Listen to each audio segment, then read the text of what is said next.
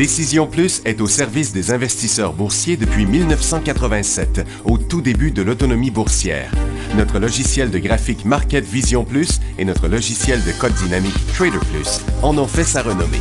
Nous sommes encore ici parce que nous évoluons sans cesse et que nous servons bien nos clients.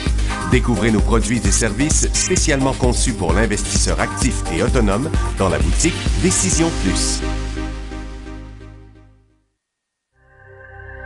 Le logiciel de graphique Market Vision Plus est en français. C'est le logiciel le plus utilisé par les investisseurs de chez nous. C'est lui que vous voyez dans le feu de l'action. Trouvez, classez et analysez plus facilement avec cet outil sans pareil pour suivre la bourse et prendre les meilleures décisions. Gardez vos titres à l'œil avec Market Vision Plus. Consultez la boutique Décision Plus pour en faire l'essai pendant 10 jours sans aucun frais, c'est garanti. Laissez-nous vous guider pour analyser la bourse et prendre vos décisions.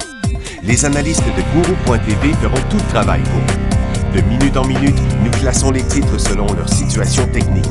Nous révélons les signaux d'achat et de vente. Nous publions des recherches poussées et nous prodiguons des conseils en temps réel. Ça commence avant l'ouverture et ça se poursuit jusqu'à la fermeture des bourses.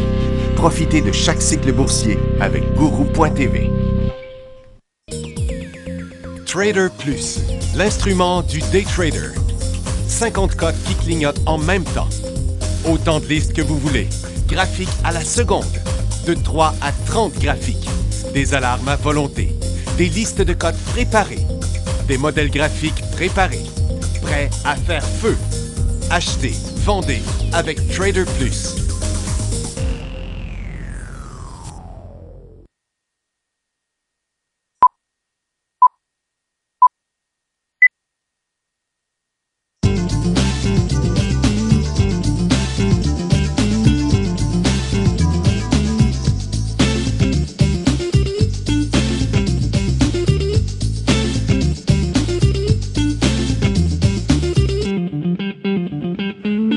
Bonjour tout le monde, bienvenue dans le feu de l'action, vendredi le 8 juillet 2016.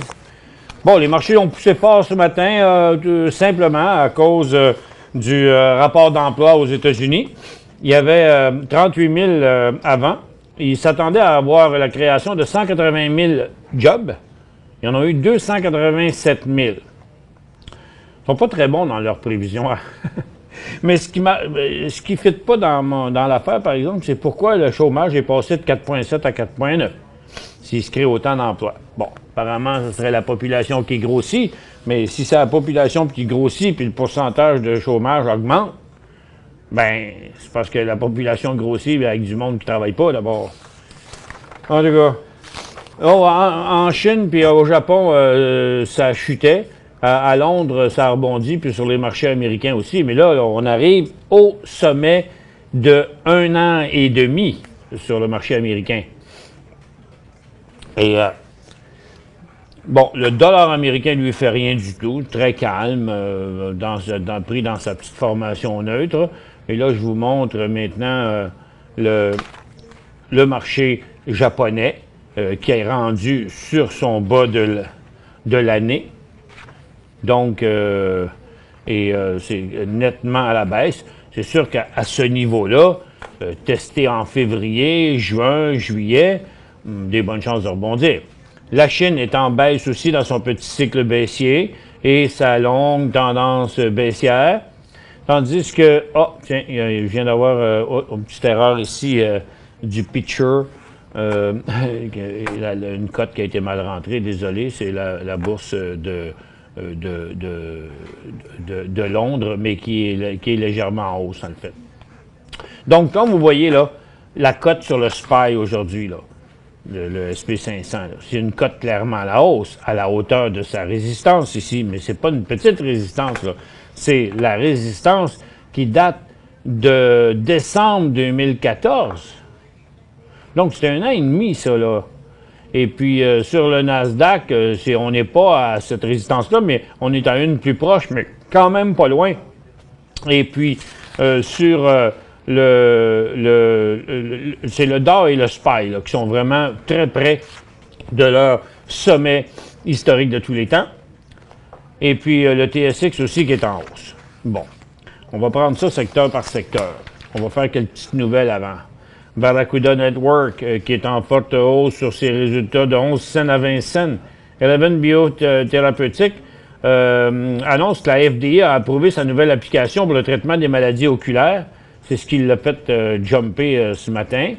Pour l'instant, il est arrêté, mais il y a quand même une très, très belle résistance. C'est un titre intéressant. Passer les 2,90 à la hausse, ce serait un point d'entrée. Et Juno Thérapeutique, eux autres, c'est le contraire, sont sous pression parce que les autorités américaines ont mis l'essai d'un médicament contre le cancer de Juno en attente suite à la mort la semaine dernière de deux patients atteints de leucémie qui étaient sous ce traitement-là à l'étude. Ça ne veut pas dire que c'est le traitement qui les a tués, mais mettons que c'est assez pour que la FDA lui mette un break. Et puis Polycom se fait acheter par Mitel Network au prix où est Polycom présentement, 12,5. Il est à 12,27, mais le prix est à 12,5.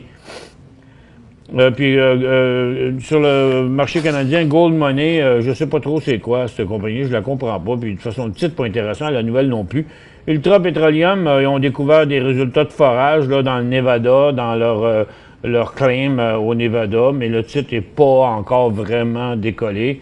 Et puis Pro Mines, ils ont annoncé une lettre d'entente avec des compagnies financières. Ils vont faire un placement privé de 3 500 000 unités à 1,5 pièce, puis le titre vaut 1,10. Donc, ça ne l'a pas fait chuter. Parce que c'est un placement... Tu sais, quand on regarde ça, c'est un placement privé. Donc, il y a quelqu'un qui a accepté d'acheter 3 500 000 actions de ça à un prix plus haut que la valeur actuelle sur le marché. Donc, décider de ne pas les acheter sur le marché, c'est quand même... Mais je comprends pas pourquoi non plus ils ne remontent pas. En tout cas... c'est à suivre, cette affaire-là. Merci beaucoup. Et il y a des choses intéressantes aujourd'hui. J'ai un genre de petit cadeau là, à vous faire là, pour ceux qui aiment le day trading et aussi le swing trading. Vous savez ce qui est arrivé, là, ça n'arrête pas aux États-Unis. Là, c'est en train de virer en guerre civile là, contre la communauté noire et les polices. Là. Parce que à force d'avoir des affaires, là, il y en a un hurluberlu qui a décidé un sniper qui a décidé de tirer. Il a tiré 11 policiers, il en a blessé 6, il en a tué 5. Le gars, c'était un bon tireur. Et puis, ils l'ont shooté. Mais regardez ce que ça a fait, ça, cette affaire-là. C'est que, premièrement, le US Defense là, est à la hausse parce que c'est Smith & Wesson qui continue sa lancée. Plus il y en a de ça, puis plus c'est favorable pour Smith & Wesson.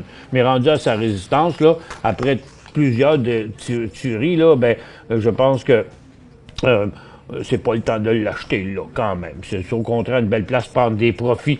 Mais il y a Taser aussi qui continue la même chose. Donc, tous les systèmes de défense pour ce qui est revolver, que ce soit des fils électriques ou des balles, là, ça monte. Et puis, il y a ces compagnies-là ici. Regardez ça, c'est pas mal intéressant. Ça, les trois compagnies que j'ai à vous présenter ici, là, Digital Alley, Image Sensing, puis Vicon, là, ça, c'est des compagnies qui font de la surveillance par caméra. Vous savez, là, ils veulent équiper la police d'une caméra sur chaque police, là, pour que, autrement dit, la police sera filmée tout ce qu'elle fait, là. Bon, regardez, il y a en 2014, ces trois compagnies-là, là, lorsqu'il y avait eu des tueries impliquant des Noirs, ces trois titres-là, ça avait flambé, là, OK? Donc, c'est ce qui arrive encore une fois, là, avec ces titres-là. Je reviens là-dessus.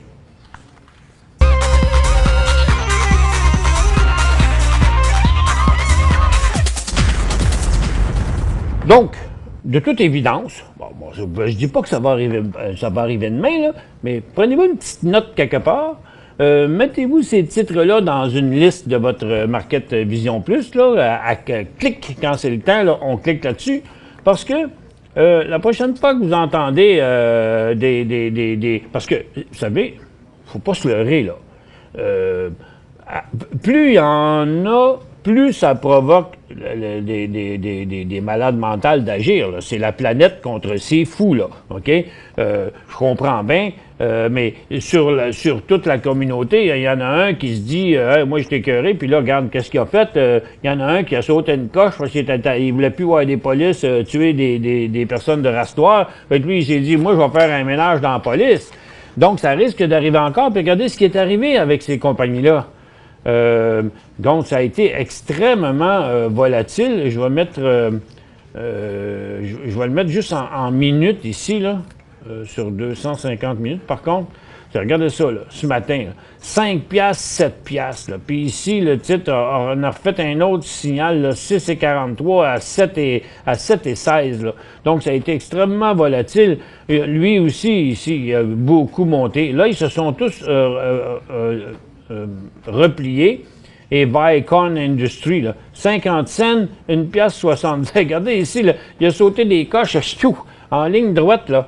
OK, on est revenu à la moitié de ces mouvements-là, mais il peut rester d'autres mouvements. Je suis pas sûr que ça va se passer dans cette fois ici, mais pour l'avenir, quand vous allez entendre « Oups, ça se met à tirer aux États-Unis », bien surtout si des policiers sont impliqués, bien ce seraient des titres super intéressants à très, très, très court terme au cours des heures qui vont suivre en day trading ces stocks-là. Et voilà. Bon. Allons-y maintenant sur notre analyse. Ce que je disais ce matin, quand j'ai vu le pétrole en hausse, moi je dis « Ah ouais, c'est drôle, hein, mais regarde, c'était comme un sauvetage, là, parce que le pétrole était déjà en tendance baissière. Hier, il a décroché en dessous de son support ici, là, le pétrole. Là. Donc, la tendance, elle est comme ça. Moi, je dis, ça l'a ouvert à la hausse ce matin, mais ça peut facilement retourner à la baisse. Puis là, pour l'instant, ça s'est tout dégonflé. Fait que je suis vraiment... serais vraiment pas surpris de voir le pétrole reprendre aussi à la baisse encore en après-midi. Et le gaz, ça aussi, ça a été un sauvetage sur le support, juste sur le bord on a déjà annulé le dernier cycle, mais on partirait en cycle baissier. Là. Donc, potentiellement, dans les prochaines heures et même les 2-3 prochains jours, HND et HOD pourraient être des potentiels. Et les titres sont remontés, puis l'or, le gaz et le pétrole sont en bas. Donc, si le gaz décrochait, les titres vont chuter aussi. Ça impliquerait peut-être une autre réduction de position. L'or, à toute fin pratique, depuis 2 jours, je vous disais, si vous avez participé à la dernière hausse des titres orifères, ce serait bien de diminuer vos positions, accumuler des profits, même s'ils ne sont pas tout à fait assez gros, parce que ça pourrait virer de bord. Et là, ce matin, c'était en hausse encore, mais là, maintenant, on menace plutôt le support. Donc, je vais vous... Et puis, c'était volatile, hein, ce matin. Avant même l'ouverture, là, ça a été fortement en hausse, fortement en baisse, pour ouvrir un peu en hausse, puis après ça, ça a redescendu en baisse. Je vais vous le montrer même. Regardez bien ça, je vais mettre ça en 2-3 minutes là, pour qu'on puisse voir l'intra-séance. Donc ça, c'est à 8h et... Ça, c'est 8h15 à matin, ici. Là. Ça, c'est 8h15. Puis ça, c'est 8h30. Puis ça, c'est 9h15. Et donc, vous voyez, c'est bang, bang, bang. Puis là, ben, on est à côté ici. Si ça pourrait décrocher par là. Donc, dans un autre petite coche en bas, c'est du HGD à très court terme et c'est probablement aussi mieux de réduire aussi certaines positions si vous en avez beaucoup dans les orifères. Les mines aussi, c'est un sauvetage. Ce matin, il y avait une nouvelle à propos de l'Australie qui disait que les perspectives, le gouvernement australien réduit ses perspectives du prix du minerai de fer pour l'année prochaine de 20 %. Donc, la dernière estimation de prix était de 44,80 versus 56 en mars. Donc, il avait dit avant qu'il pensait que le fer serait autour de 56 piastres. Maintenant, il va le faire autour de 44 piastres. Bien, bizarrement, les titres d'acier étaient quand même tout en hausse aujourd'hui, ce qui n'a aucune logique, là. C'est quoi le rapport? Mais donc, j'embarquerai pas dans des signaux aujourd'hui parce que si eux ont commencé à dire ça, ben c'est un gros producteur de fer d'ailleurs, hein, l'Australie.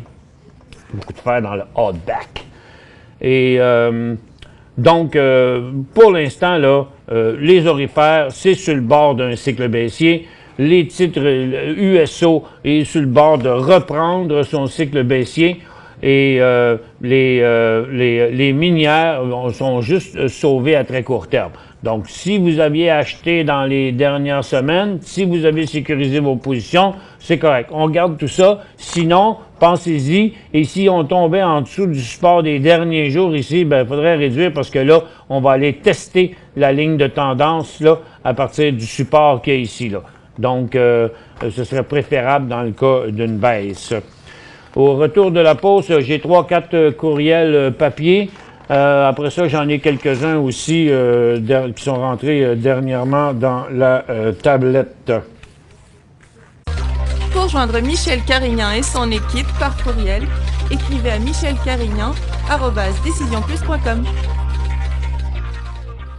5 bonnes raisons de gérer vos investissements avec Banque Nationale Courtage Direct. Des frais de commission fixes à 9,95 en tout temps pour tous les clients et à partir de seulement 6,95 si vous êtes un investisseur actif. Aucun frais d'administration annuel si vous détenez plus de 20 000 $ dans vos comptes. La possibilité d'ouvrir des comptes enregistrés en devise américaine.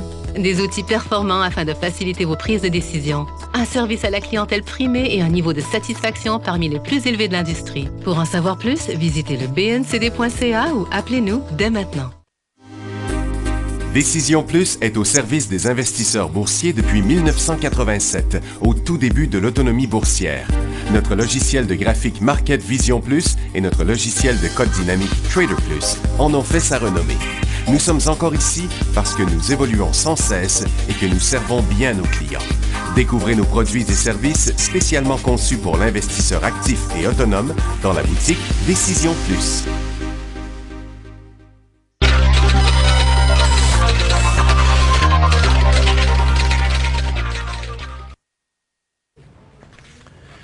Bon retour, mesdames et messieurs. Bon, j'ai un courriel ici à propos de Métanor. Moi, je les aime bien, les gens de Métanor. On les a visités, on est allé là-bas. C'est une belle compagnie, elle est bien vivante. Mais il semble qu'ils n'ont pas encore trouvé la formule. Puis c'est sûr qu'il y a un petit peu d'écœurantite de la part des gens. J'en connais plusieurs. De temps en temps, on m'en parle. Puis je connais quelqu'un d'ailleurs qui en a 1 million d'actions de ça, qui lui, il a bien hâte des voir monter. Puis donc, je vais vous lire un courriel ici. Moi, j'ai pas d'opinion personnelle là-dessus, mais je pense que ça vaut la peine de le lire. C'est un auditeur, Michel, qui a envoyé le courriel à la compagnie, qui demandait, puis on verra bien s'ils vont répondre à ça. Puis s'ils vont répondre, Michel, on voudrait ça savoir. OK? Ça dit, voici un courriel que j'ai envoyé à Métanor. Il est probablement un peu long pour le temps que vous disposez, blablabla, bla, bla, bla, mais parce qu'il dit qu'on est un spécialiste, bon, que je veux pas être paranoïaque, mais il trouve qu'il y a un petit peu d'anguille sur roche.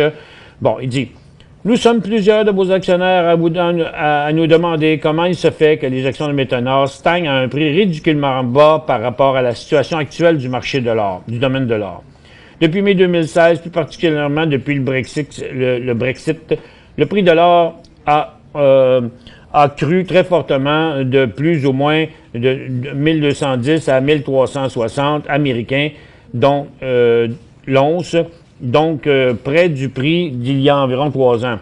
Par contre, le prix de l'action de Métanor a rarement dépassé les 8,5 cents, alors qu'elle était à plus ou moins 20 cents quand l'or avait atteint 1300 il y a 3 ans. Un autre élément qui s'ajoute à notre questionnement est le fait que Métanor a annoncé l'augmentation de ses ressources potentielles en réserve d'or le 30 juin, et donc que l'avenir de la mine n'est pas en jeu. Nous avons aussi remarqué qu'un modèle s'est établi depuis ce temps, fin mai.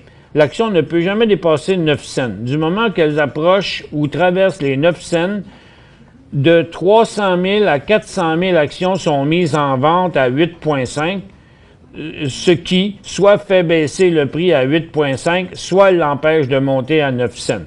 Autre curiosité, nous avons remarqué que dans le tableau des achats et des ventes du TSX pour Métanor, est que les ordres vendeurs viennent de 80 à 90 %, soit de TD Securities ou soit de Anonymous.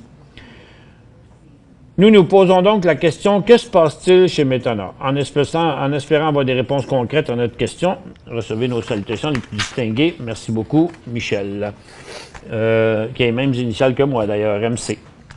Et puis, je sais pas. Moi, personnellement, pour y avoir été, avoir même descendu dans la mine chez Métanor, je sais que c'est une mine, c'est un puits. OK? C'est un puits. Bon. Quand ils trouvent des réserves d'or, c'est pas nécessairement dans le puits. OK? Si c'est dans le puits, c'est sûr que ça rallonge la vie du puits. Et puis ils sont creux là-dedans. Mais ils en trouvent aussi ailleurs. Quand l'or est ailleurs, est-ce qu'ils pourraient la prendre ailleurs et venir la passer dans ce moulin-là qui est prévu pour sortir le stock de la terre? Ça, je ne sais pas. Mais il y avait aussi eu de l'argent, eux autres, d'une compagnie qui les avait prêté de l'argent, et puis que maintenant, ils doivent rembourser en leur vendant des onces, pas au prix du marché, mais à un prix déjà établi. Je me souviens plus si c'est pas 500-600$, quelque chose comme ça. Métanor avait eu de l'argent, puis quand ils produisent de l'or, il faut qu'ils en donnent à un prix moins cher que le marché, là. Je sais pas moi non plus, mais ça, c'est sûr que ça nuit un peu au profit, là. Tu sais, c'est une manière de repayer ta dette, là. Est-ce que c'est ça qui les empêche? Est-ce qu'ils sont pas assez orientés profit? Tout ça. Mais c'est sûr que c'est bien à considérer pour eux autres. Et on n'a pas eu d'update vraiment là-dessus depuis le temps que nous, on les a rencontrés. On se pose aussi la question pourquoi ça ne progresse pas plus que ça. Je pense pas qu'elle va mourir, mais c'est tout le temps fatigant d'avoir une compagnie qui est à 8 ou 10 cents puis qui ne bouge pas de là. Acheter NMX le 20 juin, 1,44, quoi faire? NMX... Bon, 1,44, mais c'est la même, c'est sûr, écoutez, ça ressemble beaucoup à plusieurs autres courriels qu'on a eus, parce qu'il y a plein de monde qui l'ont acheté, là, entre 1,30 et 1,80, là. Puis là, le titre a quand même redescendu. Ils ont fait un financement aussi. Mais moi, je pense qu'on est rendu là au support. Techniquement, là, je le vois pas là descendre plus bas que ça. Parce qu'il ne faudrait pas, là, OK? Mais leur potentiel est vraiment bon, là, est vraiment grand. Ça existe sur toutes les compagnies qui ont... Écoutez, 25 cents, 2 piastres, là, on s'entend-tu que c'est du 700%, ça, là? Ça fait que, donc, c'est un peu normal là, que ça se corrige. Moi, je pense que c'est... Maxime disait l'autre jour, on achète, ou hier, je pense, on achète des titres qui font de l'argent ou qui payent des dividendes sur une faiblesse, des blue chips. Ben ça, c'est pas un blue chip, mais c'est quand même pas une compagnie poche, là. Ils ont vraiment un projet on the way, une usine et tout ça. Même le gouvernement a mis de l'argent là-dedans. Même, c'est vrai que ils ont fait ça aussi dans orbite, puis ils décollent pas. Mais je pense que les autres, ça pourrait être le nouveau creux, ça. On l'achètera pas juste au cas, mais on aurait des signaux d'achat, une pièce 33 là-dessus. Pour l'instant, je vous dirais, conserver, ça serait plus énervant, là, s'il tombait une pièce, là, c'est sûr. Bon matin, Michel Dillin. Achat 40 000 actions à 24 cents de quoi ça? AMCO. C'est Armco Metal Holding. À 24,8, le 28-29 juin. OK, ça serait dans ce coin-ci. OK, vous l'avez acheté là. 24,8, là. Donc, c'est à peu près là. Mais le titre n'a pas donné suite, mais, regardez, il a monté sur des gros volumes, il a descendu sur des volumes qui ont rapidement régressé, et maintenant, il a un support à 17, OK? Donc là, maintenant, c'est une question de temps. Mais là, il est en arrêt, ce stock-là. Il ne trade pas aujourd'hui, là. Il n'y a aucune transaction sur ça. OK, il nous reste quelques minutes. Je demande à Maxime de faire une petite vérification. AMCO, ARM... pardon? Il rentre sur New York? Ah, OK. Bon, j'arrange ça, puis on revient là-dessus après la pause.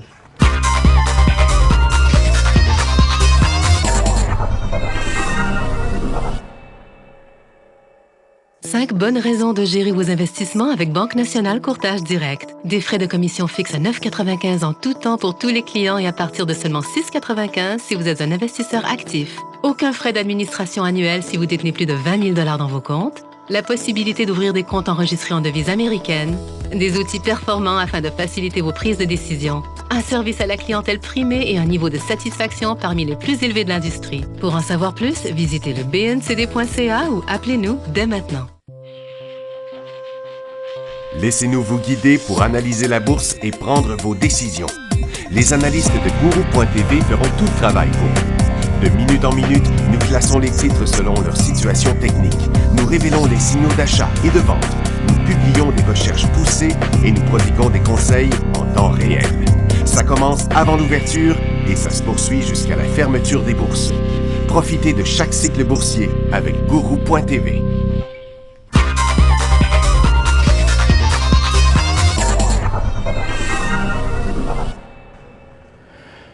J'ai pas encore la réponse pour AMCO. Maxime recherche ça intensément. On voit bien qu'il ne se transige plus depuis le 5 juillet. On pensait qu'il était rendu sur New York, mais on ne peut pas le confirmer pour tout de suite. Donc, on essaie d'y revenir un petit peu plus tard, là. Il reste 6 minutes. OK. On check. Maxime est là-dessus.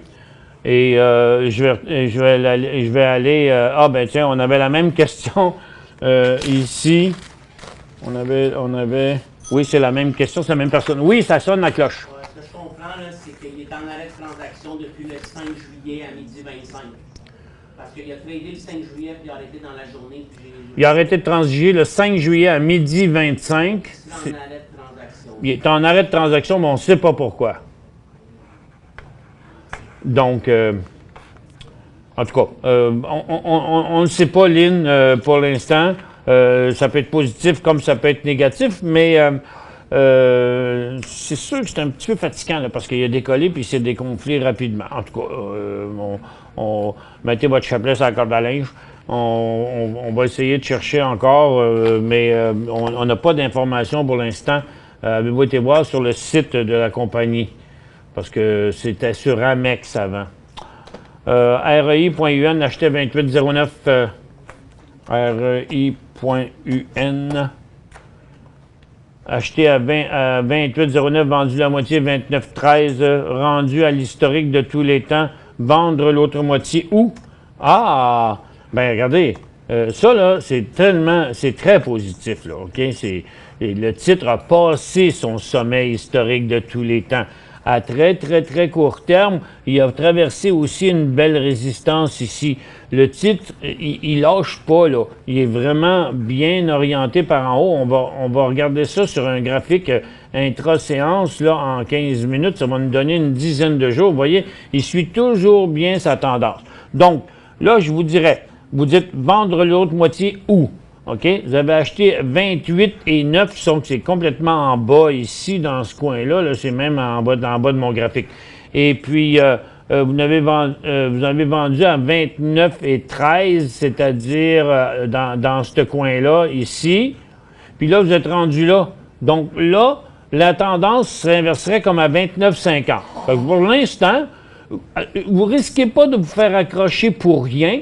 Moi, je mettrais un stop-loss à 29,50. Donc, il reste mes deux oreilles là-dessus jusqu'à temps qu'on voit jusqu'où il va aller et est-ce qu'on pourra vendre sur une prochaine traversée comme ça, mais à plus haut. Un peu comme si on aurait voulu le vendre ici, mais il n'a jamais traversé, puis il est reparti par en haut, puis il est venu nous donner une autre formation. Fait que s'il repart par là, il va nous donner encore une formation comme celle-là plus tard, OK? Comme celle-là ou comme celle-là, mais plus tard. Ça fait que, donc, pour l'instant, c'est 29,5 votre prix de sortie.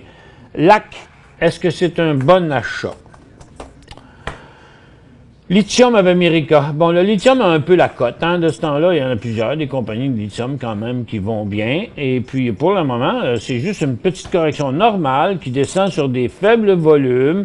Est-ce que c'est un bon achat? Bien là, il est en situation survendue. D'après ça, ici, on serait sur un creux, OK?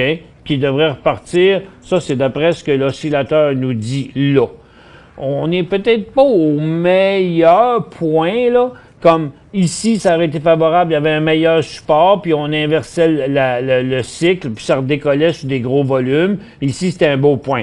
Encore une fois, là aussi, c'était un bon point parce qu'il y avait un triple support, puis il redécollait à partir de ça. Là, maintenant, il a fait un cycle, 2 cycles. Bon, ben,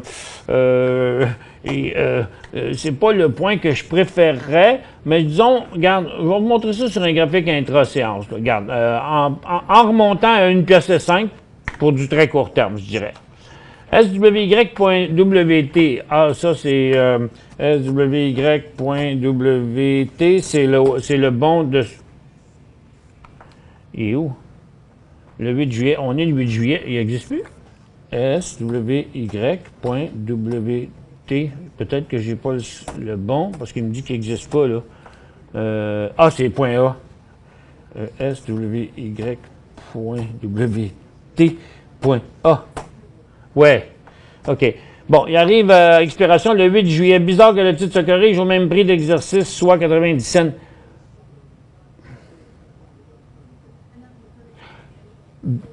Bizarre que le titre se corrige au même prix d'exercice, soit 90 cents.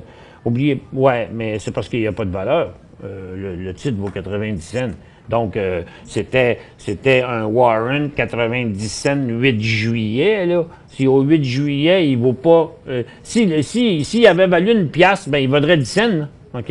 Mais chose certaine, c'est que si vous ne l'exercez pas, ou si vous ne le vendez pas aujourd'hui, vous perdez tout, là. C'est comme ça que ça marche, un warrant. Un warrant, il y a une date et un prix d'exercice. Si vous ne le vendez pas ou vous ne l'exercez pas avant la journée de fin, vous perdez vous perdez l'argent gravé dedans. Devrais acheter le pétrole pour un rebond? Non, moi, c'est drôle, hein? Je ne ferais pas ça. Ça m'inspire pas pantoute votre idée, Danny. Parce que le pétrole est sur le bord là, de déclencher plus bas. Moi, j'aime pas sa situation. Regarde, la tendance était de même. Il a plafonné un méchant bout. Puis là, il est rendu qu'il met de la pression ici, là, par en dessous, là. C'est pas super hot. Bon, mais écoutez, Météo Média nous annonce qu'on va avoir la pire fin de semaine de l'été, qui ont dit, ben oui, 19 degrés, température moche pendant 2 jours. Ben, profitez-en pour faire des affaires à l'intérieur. Et puis, on se revoit lundi dans le Feu de l'action à 11h30. Passez une excellente fin de semaine.